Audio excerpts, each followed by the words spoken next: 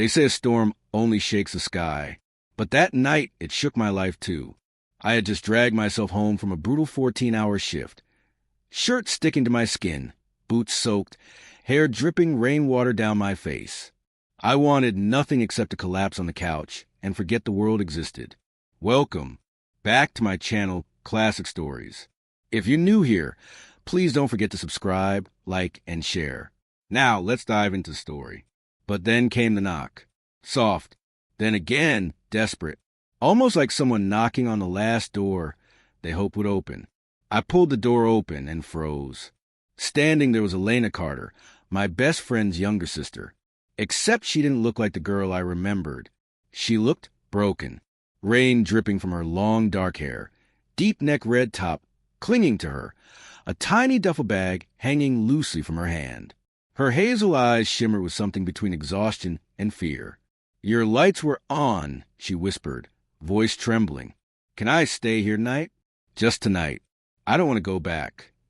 Her voice cracked, like it had been carrying too many silent battles. I didn't ask a single question. I just stepped aside. "You don't have to explain anything. Elena, come in."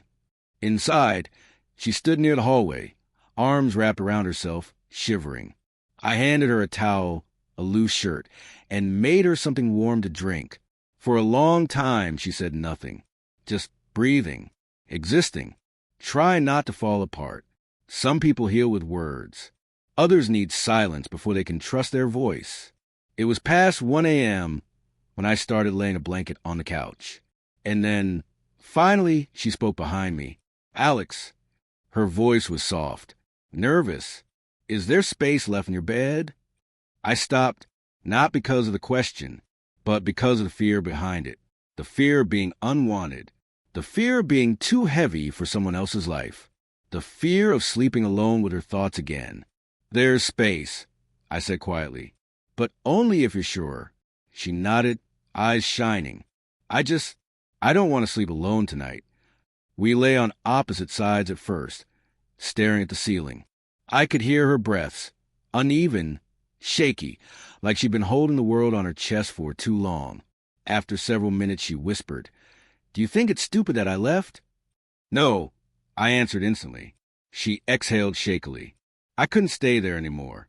The yelling, the pressure, the feeling that no matter what I did, it wasn't enough. It felt like the walls were crushing me. I just wanted one night where I could breathe. And that's when it hit me.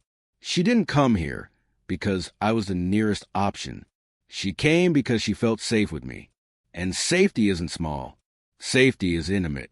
Safety is sacred. I shifted closer, just enough for her to feel the sincerity in my voice. "Elena, if you ever feel like you can't breathe, then this place, this home, will always be open for you." She swallowed, voice barely a breath. No one's ever told me that.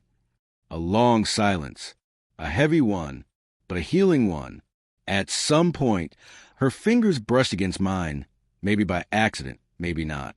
She didn't pull away. Neither did I. Then she whispered, teasing but fragile, "That blanket on the couch. You really thought I'd let you sleep out there alone?" I laughed softly. I was trying to be respectful. She inched closer until her head rested lightly on my shoulder, her hair warm from the shower, her breath soft against my skin. "And I'm trying to tell you," she whispered, "that I feel safe with you." Those words, they hit harder than any confession. Not romance, not desire, just truth, raw, human, needed. Minutes passed, quiet, comfortable. And then came the question that changed everything. "Alex, is there space left in your bed tomorrow night too?" My heartbeat thudded, slow but deep. "Tomorrow night?" I repeated. She hesitated. "And maybe the night after that. And maybe more." I didn't think. I didn't hesitate. "What if," I said slowly, "you told me you wanted to stay forever?" Her breath caught. She lifted her head, eyes soft and trembling. "Alex, I think I do." Morning came with gentle sunlight, sliding across the room. She was still asleep beside me, curled close, her face relaxed, no tension, no fear, just peace. And I realized something powerful. Sometimes love doesn't arrive with fireworks. Sometimes it comes quietly, in the form of a knock at midnight, a whispered question, a trembling hand looking for safety. Sometimes kindness is an heroic act. Sometimes it's opening your door when someone has no other door left. Sometimes it's offering a place in your home, your bed, your life. And sometimes one night of shared breath becomes the beginning of something neither of you were ready for, but both of you desperately needed. Elena didn't stay because I asked her to. She stayed because, for the first time in her life, she felt like she belonged.